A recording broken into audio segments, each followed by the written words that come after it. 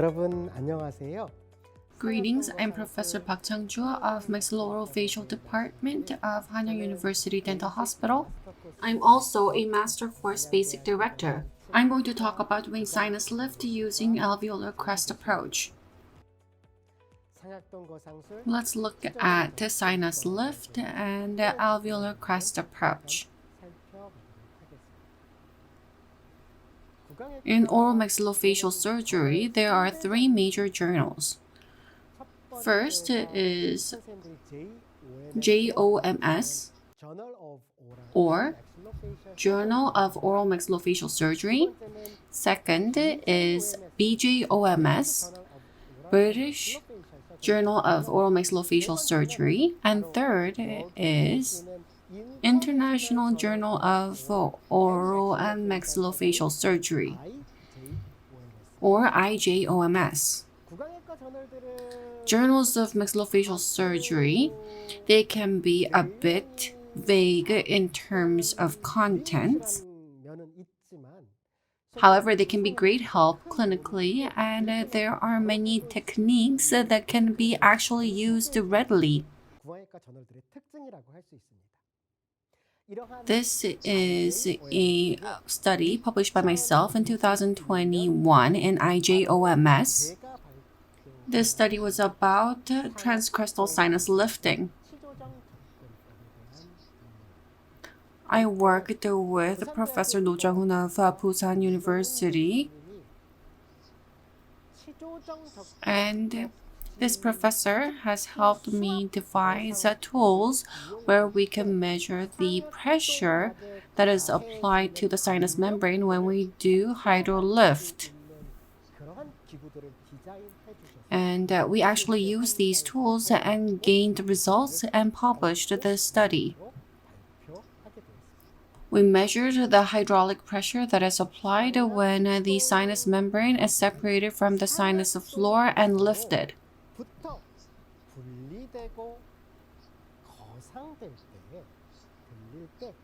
Hydraulic pressure was measured. Casket, which is a prominent crystal approach kit from Osstem, was used.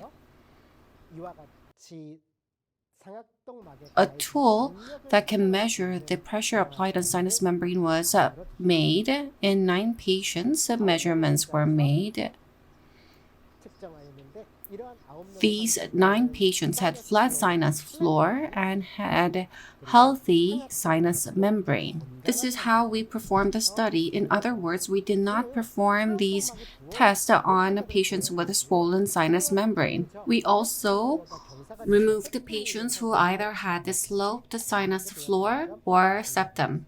Different methods were used. Castril of casket was used to penetrate the sinus floor. The sinus floor was penetrated, but the sinus membrane was still intact. What will the casket do in this case? As you well know, hydraulic membrane lifter is applied. I'm sure you're all well aware that saline water is connected to hydraulic membrane lifter.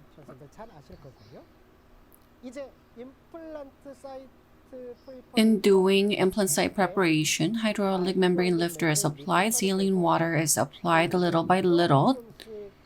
By doing this, you can measure the hydraulic pressure that is applied on sinus membrane. When you first fill saline in the area where implant site preparation is done, the pressure does not increase significantly as it is continuously inserted.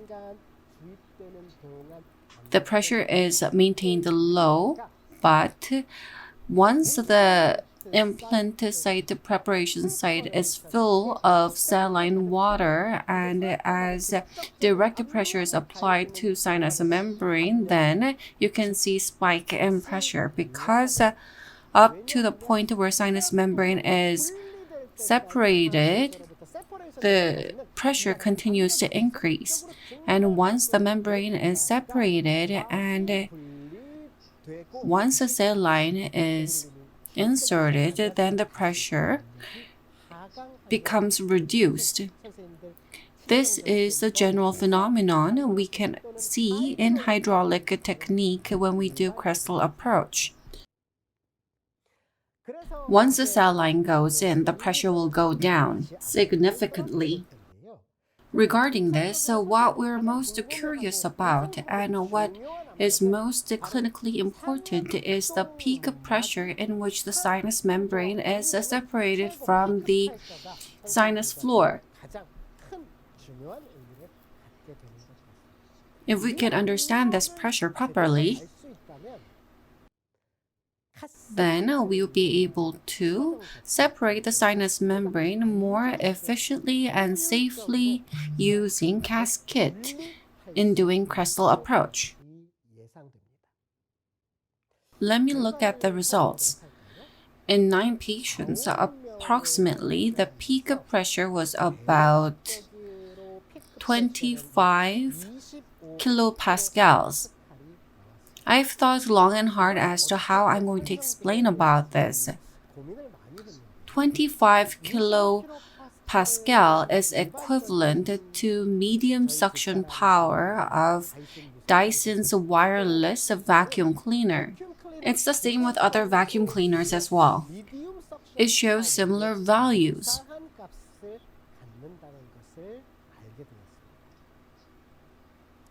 Let me emphasize once again. The pressure in which the sinus membrane is separated using hydrolift method is about 25 kilopascal, and this is equivalent of medium suction mode in vacuum cleaners. What do you think about that? More so than thought, high hydraulic pressure is required, and this was found through this study. In doing hydrolift with crestal approach using casket, more so than anticipated, higher pressure is required to separate the sinus membrane from sinus floor.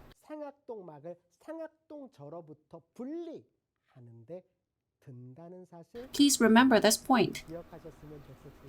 I hope this was of great help in your clinical practice. This is not all.